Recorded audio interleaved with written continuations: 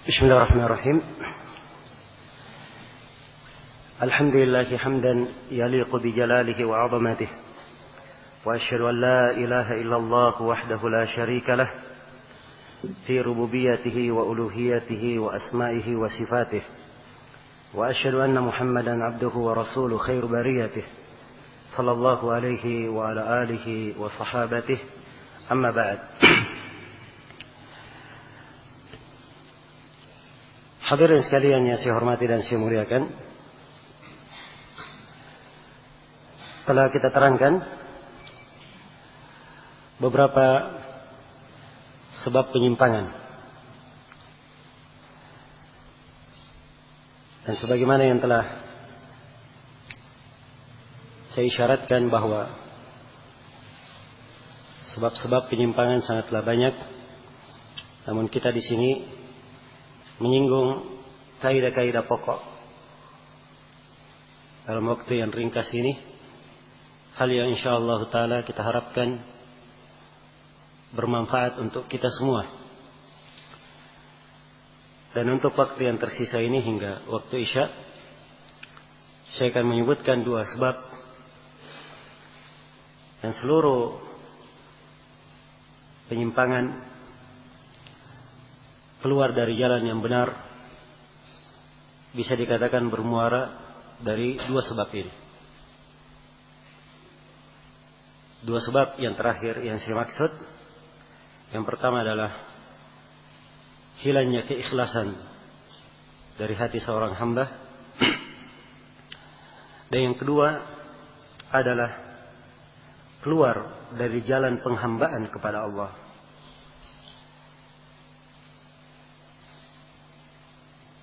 Iya, memang dua hal ini jarang kita dengarkan dijelaskan dan diterangkan di pembahasan sebab penyimpangan. Namun pokoknya dua hal ini adalah keluar dari dua hal ini, dari keikhlasan dan penghambaan kepada Allah. Ini adalah hal yang akan menjatuhkan seorang hamba di dalam penyimpangan, keluar dari jalan yang lurus. Adapun ketidakikhlasan, kita semua memaklumi bahwa agama dan seorang di dalam beragama dituntut untuk ikhlas. Allah Subhanahu wa taala berfirman, "Wa ma umiru illa liya'budullaha mukhlishina lahud-din." Hunafa, tidaklah mereka diperintah kecuali untuk beribadah kepada Allah dengan mengikhlaskan agama hanya untuknya, sebagai orang-orang yang hanif, orang-orang yang murni di atas tauhid, meninggalkan kesyirikan. Jadi penghambaan dan ibadah disyaratkan padanya keikhlasan. Dan Allah tidak menerima dari hamba kecuali hal yang ikhlas. Ala lillahi dinul khalis. Ingatlah bahwa agama yang khalis itu hanya milik Allah Subhanahu wa ta'ala. Dan keikhlasan ini, ikhwani fillah, sangat besar sekali manfaatnya bagi seorang hamba di dalam menjaga keberadaan dirinya selalu di atas petunjuk, menghindarkannya dari sebab-sebab penyimpangan. Iya. Perhatikan Nabi Yusuf alaihi salam. Perhatikan Nabi Yusuf alaihi salam, yang beliau ditimpa oleh fitnah, ditimpa oleh ujian. Kisahnya disebutkan di surah Yusuf, ketika beliau dirayu oleh istri tuannya yang beliau dirawat, dibesarkan di rumah tersebut. Iya. Wa ghallaqatil abwaba wa qalat haytalak. Perempuan itu menutup pintu dan dia berkata, haytalak, mari ke sini. Fitnah yang sangat besar, di mana hal-hal yang mengarah ke sana semuanya terbuka, tidak ada penghalang. Nabi Yusuf bukan penduduk negeri tersebut. Kalau dia di penduduk negeri itu, mungkin dia malu kepada tetangganya, kepada orang-orang di sekitarnya. Nabi Yusuf tidak ada karib kerabat di negeri itu. Ya. Mungkin kalau ada kerabatnya, dia malu melakukan perbuatan keji tersebut. Nabi Yusuf ditawari, bukan beliau yang meminta. Iya. Dan telah terpenuhi segala sebab untuk melakukan kekejian.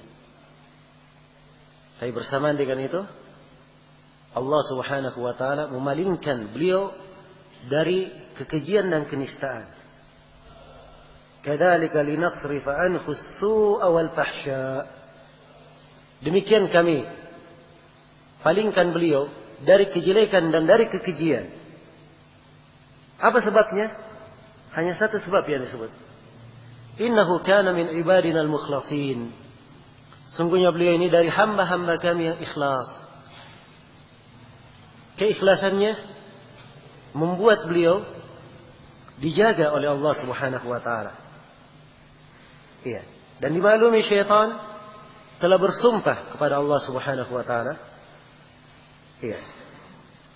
Dia berkata, qala rabbi bima aghwaytani la uzayyinanna lahum fil ardi wa la ughwiyannahum ajma'in illa ibadaka minhum al-mukhlasin. Iblis berkata, wahai Rabbku, karena engkau telah menyesatkanku, maka sungguh saya akan percantik dunia itu untuk mereka, menyesatkan mereka, dan sungguh saya akan membuat mereka semuanya menyimpang, kecuali hamba-hambamu yang ikhlas. Sebab ini yang tidak bisa disentuh oleh syaitan. Iya. Karena itu keikhlasan mempunyai pengaruh yang sangat besar. Mempunyai pengaruh yang sangat besar bagi seorang hamba di dalam memperbaiki keberadaan dirinya, mendekatkan dirinya kepada Allah Subhanahu wa taala. Iya. Dan hati ini memang harus selalu dijaga dan dipelihara. Karena itu dari bagian pokok dalam agama kita adalah membenahi urusan hati. Membenahi urusan hati. Kebersihan hati. Iya. Dan sebab keselamatan pada hari kiamat adalah hati yang selamat, hati yang bersih. Allah berfirman, "Yauma la yanfa'u malun wala banun illa man atallaha biqalbin salim." Pada hari itu, pada hari kiamat, hari tidak ada harta yang bermanfaat. Tidak pula keturunan bermanfaat. Kecuali siapa yang menghadap kepada Allah dengan hati yang selamat. Dan Rasulullah SAW bersabda di dalam hadits An-Nu'man bin Bashir yang diriwayatkan oleh Imam Al-Bukhari dan Imam Muslim. Ala inna fil jasadi mudghah. Idza salahat, salaha al-jasadu kullu. Wa idza fasadat, fasada al-jasadu kullu. Ala wa hiya al-qalb. Ketahuilah bahwa pada jasad itu ada segumpal daging. Kalau segumpal daging ini baik, baik pula jasad tersebut. Kalau segumpal daging tersebut buruk, rusak, rusak pula jasad tersebut. Ketahuilah bahwa segumpal daging itu adalah hati. Segumpal daging tersebut adalah hati. Keberadaan hati ini sangat penting di dalam kehidupan. Apalagi tatkala seorang dibangkitkan dari alam kuburnya. Ya. Wa bu'thira ma fil qubur wa hussila ma fis sudur. Ketika dibangkitkan dari kuburan dan diperlihatkan apa yang ada di dalam hati. Disebutkan apa yang ada di dalam hati. Dan pada hari kiamat, yauma tublas sarair. Hari ketika rahasia-rahasia yang tersembunyi dalam hati itu akan ditampakkan. Akan ditampakkan. Iya. Karena itu seorang hamba sepanjang niatnya ikhlas dalam setiap perkara, Allah memberkahi keikhlasan tersebut. Allah akan memberkahinya.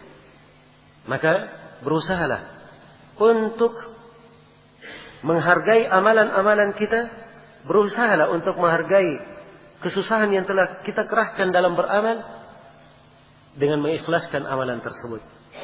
Karena adanya kesusahan, tapi tanpa disertai keikhlasan, amalan tersebut tidak akan diterima oleh Allah Subhanahu wa taala.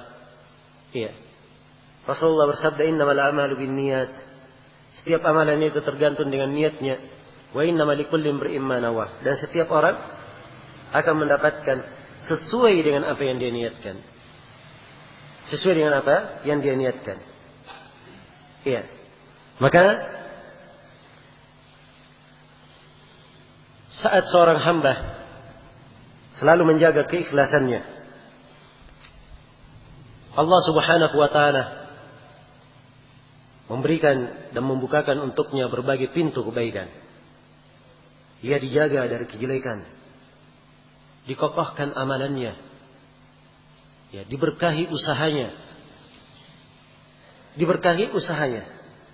dan kadang tampak hal-hal yang menakjubkan di dalam kehidupannya.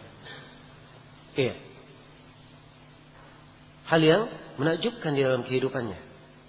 Disebutkan di dalam biografi Al-Imam Abu Zur'a Ar-Razi, Ubaidullah bin Abdul Karim namanya. Beliau ini guru Imam Al-Bukhari, guru Imam Muslim. Ya. Imam ahli hadis di masanya. Dan tokoh di dalam sunnah.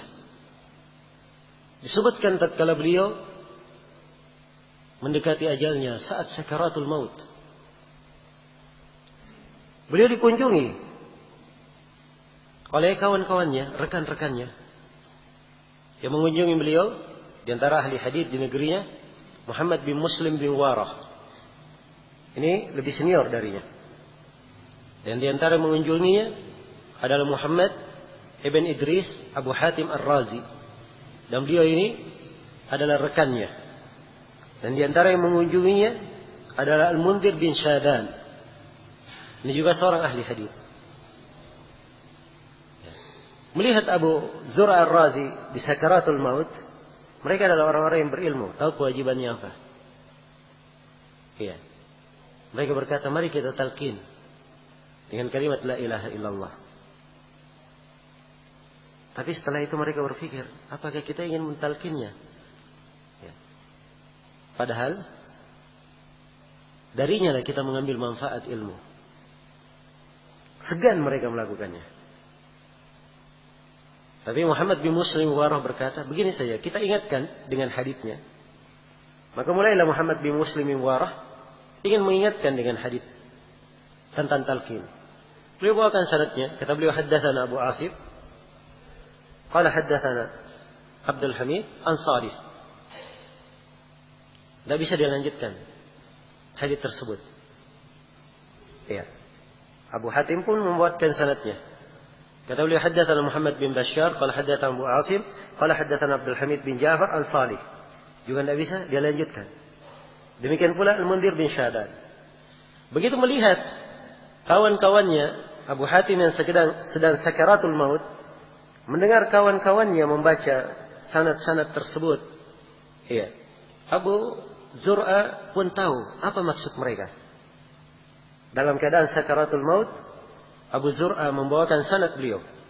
Kata beliau, haddatsana Muhammad bin Bashar, qala haddatsana Abu Asim an Abdul Hamid bin Ja'far an Salih bin Abi Arib an Kathir bin Murrah an Mu'ad bin Jabal an Rasulullah sallallahu alaihi wasallam.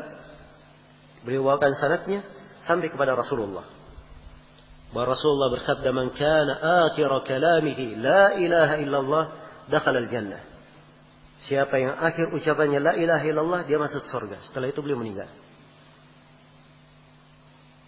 Sebagian riwayat beliau berkata, membawakan hadits, siapa yang akhir ucapannya la ilaha illallah, di kalimat la ilaha illallah, beliau meninggal.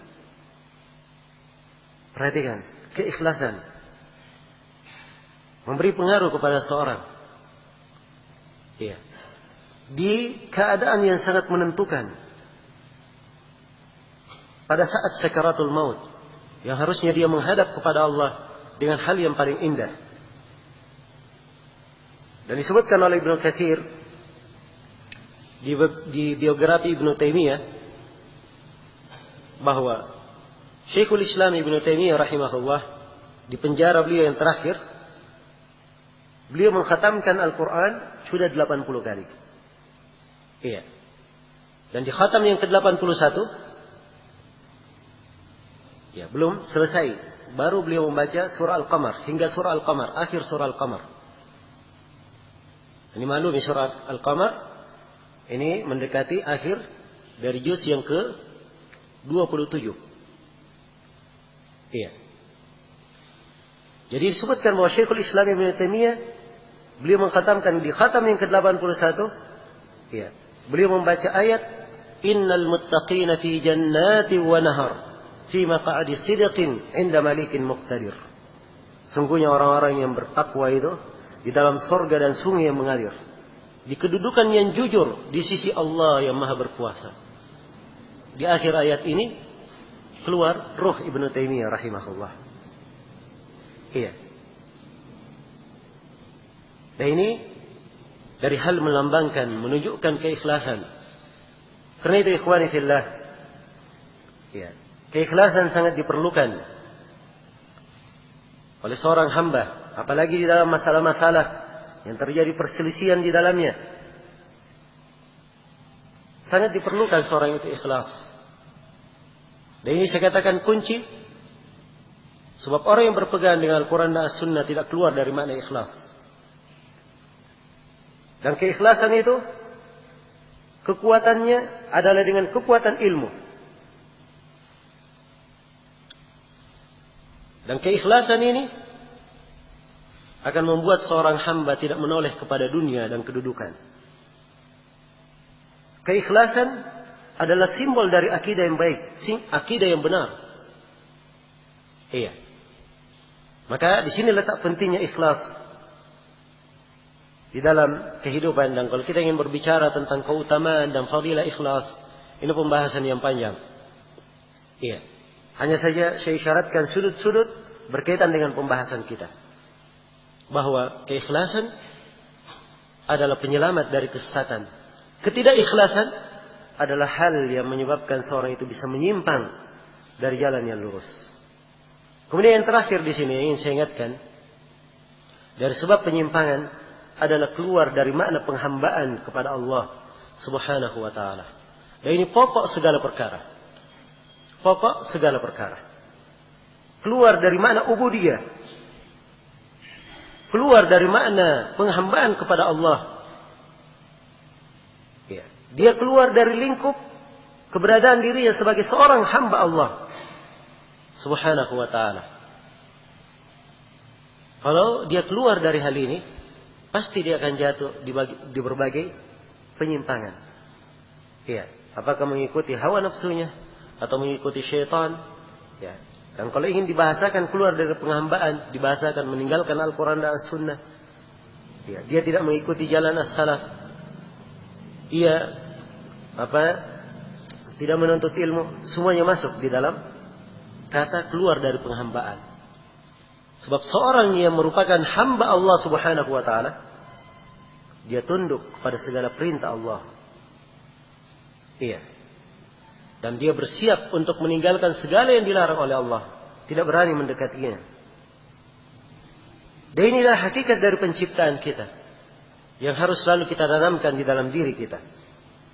Allah Subhanahu wa ta'ala berfirman, وَمَا خَلَقَتُ الْجِنَّ وَالْإِنسَ إِلَّا لِيَعْبُدُونَ. Tidaklah aku menciptakan jin dan manusia kecuali untuk beribadah kepadaku. Tidaklah aku menciptakan jin dan manusia kecuali untuk beribadah kepadaku. Iya.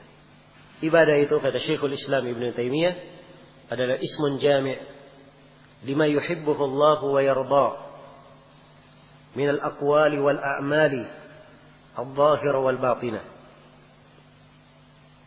Ibadah adalah penamaan universal, penamaan yang mencakup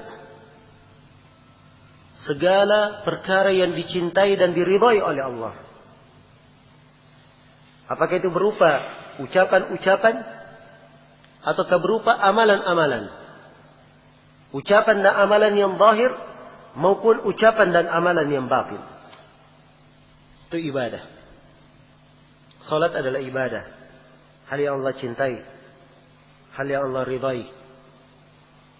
Ya, terangkai salat itu dari amalan hati, amalan anggota badan, dan amalan lisan.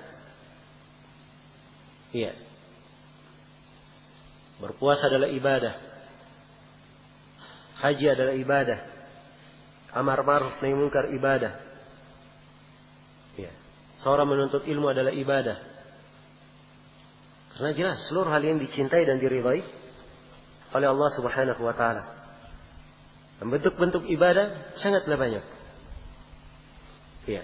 Dan ini pokoknya.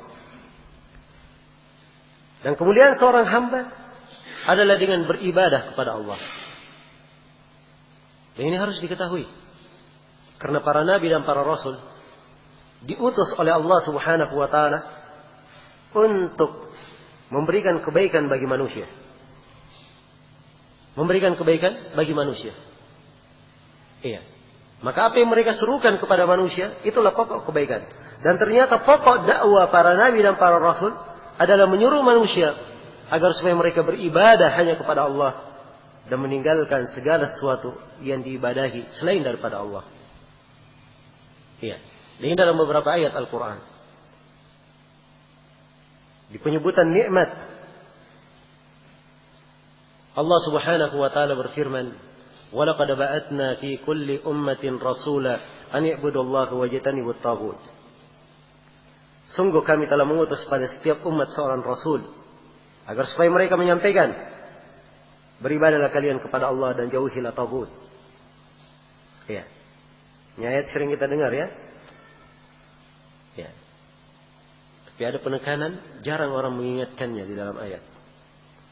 Ini ayat berada di surah An-Nahl.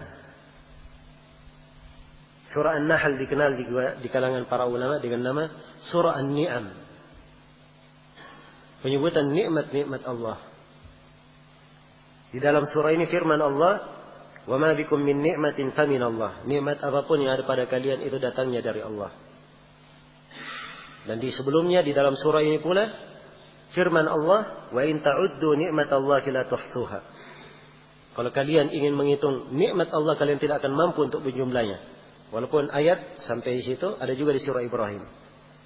Dan di dalam surah ini juga firman Allah Subhanahu wa taala, "Washkuru ni'matallahi 'alaikum in kuntum iyyahu ta'budun." Bersyukurlah kalian terhadap nikmat Allah kepada kalian. Kalau memang kalian beribadah hanya kepada Allah. Jadi surah ini menjelaskan tentang nikmat. Itu yang saya bacakan tadi. Walaqad ba'atsna min kulli ummatin rasula dan seterusnya. Iya, ayat yang ke-36. Penyebutan nikmat berikutnya. Tahukah kita semua apa nikmat yang paling pertama yang Allah sebutkan di dalam surah yang agung ini? Penjelasan tentang nikmat. Ya, kita baca awal ayat. Ata amrullahi fala tastajilun. Awal surah ya. Ata amrullahi fala tastajilun. Subhanahu wa ta'ala amma yushrikun. Yunazzilul malaikata birruhi min amrih. Ala man yasha'u min ibadi. An anziru annahu la ilaha illa ana fattaqun. Ya, telah datang perintah Allah. Jangan kalian menyegerakannya. Maha suci Allah dan maha tinggi Allah dari kesyirikan yang mereka lakukan. Allah menurunkan para malaikatnya dengan membawa ruh dari perintahnya agar supaya disampaikan kepada Nabi yang dipilih oleh Allah. Supaya Nabi itu menyerukan. Jadi ini juga penyebutan bahwa Nabi menyerukan. Apa yang harus diserukan oleh Nabi? An anziru, hendaknya kalian memberi peringatan. Tidak ada yang berhak diibadahi kecuali aku, firman Allah. Maka bertakwalah kalian kepadaku. Jadi subhanallah, nikmat yang paling pertama yang disebut adalah nikmat diutusnya para rasul untuk mengajak manusia kepada tauhid. Dan ini nikmat yang paling agung, tidak ada nikmat yang lebih besar daripada itu. Iya. Dan ini keutamaan Allah kepada manusia, tapi banyak manusia yang tidak mensyukurinya. Itulah yang diucapkan oleh Nabi Yusuf alaihi salam. Iya. Setelah menyebutkan bahwa beliau mengikuti Wattaba'tu abai, dia mengikuti agama ayah-ayahnya. Kemudian beliau berkata, "Dzalika min fadlillahi 'alaina wa 'alan nasi, walakin aktsaran nasi la yashkurun." Nikmat tauhid ini yang beliau dan ayah-ayahnya berada di atasnya adalah merupakan keutamaan Allah kepada kami dan kepada manusia. Tetapi banyak dari manusia yang tidak mensyukurinya. Banyak dari manusia yang tidak mensyukurinya. Iya. Kalau begitu harus diketahui bahwa hal yang tergagung yang harusnya dimiliki oleh seorang yang masuk ke dalam Islam adalah penghambaan, memurnikan penghambaannya, ibadahnya kepada Allah Subhanahu wa taala. Ya, ini nikmat yang paling besar, keberuntungan yang paling utama. Keberuntungan yang paling utama. Dan Allah Subhanahu wa taala menyebut para nabi dan para rasulnya di kedudukan-kedudukan yang agung dengan predikat, dengan titel sebagai seorang hamba. Iya. Sebagai seorang hamba. Iya. Dan ini di banyak tempat. Nabi Nuh disebut abadana. Beberapa nabi di surah Sad disebut ibadana, hamba-hamba kami. Dan untuk nabi kita Nabi Muhammad sallallahu alaihi wasallam, beliau disebut dengan penyebutan hamba di beberapa tempat. Di tempat-tempat yang agung. Di kejadian Isra dan Mi'raj. Subhanalladzi asra bi 'abdihi lailan minal masjidil harami ilal masjidil aqsa. Maha suci Allah yang memperjalankan hambanya disebut dengan predikat hamba. Di posisi Al-Quran diturunkan kepada beliau. Beliau disebut dengan hamba. Alhamdulillahilladzi anzala ala abdihil kitaba wa lam yaj'al lahu iwaja. Segala puji hanya untuk Allah yang menurunkan kepada hambanya Al-Quran. Menurunkan Al-Quran kepada hambanya. Disebut dengan nama hamba. Di posisi berdakwah di jalan Allah. Iya. Wa annal masajid lillahi fala tad'u ma'a Allahi ahada. Wa annahu lamma qama abdullahi yad'u kadu yakununa alaihi libada. Ya. Sungguhnya tatkala berdiri seorang hamba Allah menyuruh mereka. Hamba Allah yang dimaksud adalah Nabi kita. Nabi Muhammad sallallahu alaihi wasallam. Ya. Di kedudukan-kedudukan yang agung, Allah menyebutkannya dengan predikat hamba. Karena itulah, kebaikan seorang adalah apabila ia berada di kedudukan sebagai seorang hamba. Dan hamba yang dimaksud di sini bukan penghambaan dengan makna umum. Sebab kalau hamba dengan makna umum semua adalah makhluk Allah, ciptaan Allah, hamba Allah dengan makna umum. In kullu man fis samawati wal ardi illa atir rahmani abada. Laqad ahsahum wa addahum adda wa kulluhum atihi yawmal qiyamati farda. Tidak ada yang berada di langit dan di bumi kecuali semuanya akan menghadap kepada Allah sebagai seorang hamba. Kafir, muslim, jin, manusia, semuanya adalah hamba, bermakna makhluk Allah. Ini penghambaan dengan makna umum. Tapi yang kita maksud di sini dengan makna penghambaan dari awal pembicaraan adalah penghambaan dengan makna khusus. Iya, penghambaan dengan makna khusus. Di mana seorang hendaknya dia menjaga dirinya sebagai seorang hamba Allah Subhanahu wa taala pada segala keadaan. Iya, akhlak yang mulia ini, memurnikan penghambaan ini akan membukakan untuknya pintu segala kebaikan. Iya. Sepanjang dia tahu dirinya sebagai seorang hamba, ya. Dan hamba itu dia perumpamakan. Ya. Allah yang menciptakannya. Dia diperintah oleh Allah untuk menegakkan perintah-perintah, menjauhi larangan-larangan. Ya. Menjauhi larangan-larangan. Seorang saja kadang dia punya pegawai, ada ikatan kontrak kerjanya dari jam 8 sampai jam 5. Ya. Dia bekerja kepada tuannya dengan menepati amanah kerjanya. Dia penuhi seluruhnya. Ya. Terikat dengan satu nikmat saja. Terikat dengan nikmat dia digaji. Iya. Dan kita segala kebaikan, kalau ada kebaikan pada diri kita, semuanya terikat kepada Allah. Semuanya terikat kepada Allah. Allah subhanahu wa ta'ala yang di tangannya segala perkara. Allah yang menghidupkan dan mematikan. Allah subhanahu wa ta'ala yang menentukan seorang hamba ini beruntung atau merugi. Dia penghuni surga atau penghuni neraka. Kalau dia sadar keadaan dirinya sebagai seorang hamba, maka dia akan jauh dari hawa nafsunya, akan jauh dari mengikuti syaitan. Ya. Bahkan mungkin di derajat tatkala ia betul-betul memahami makna penghambaan, dia tidak akan menoleh lagi kepada hawa nafsunya. Semua gerakannya adalah teratur, ya, sebagai seorang hamba. Ya. Tatkala dia malas, dihinggapi dengan rasa capek, dia tahu, ya, bahwa seorang budak itu tidak boleh malas-malasan tidur. Tapi dia harus membuat tuannya ridha. Iya. Dia harus membuat tuannya ridha. Ini di definisi umum kalau ada perbudakan. Ya. Tapi dan bayangkan, kita di sini kedudukannya lebih daripada itu.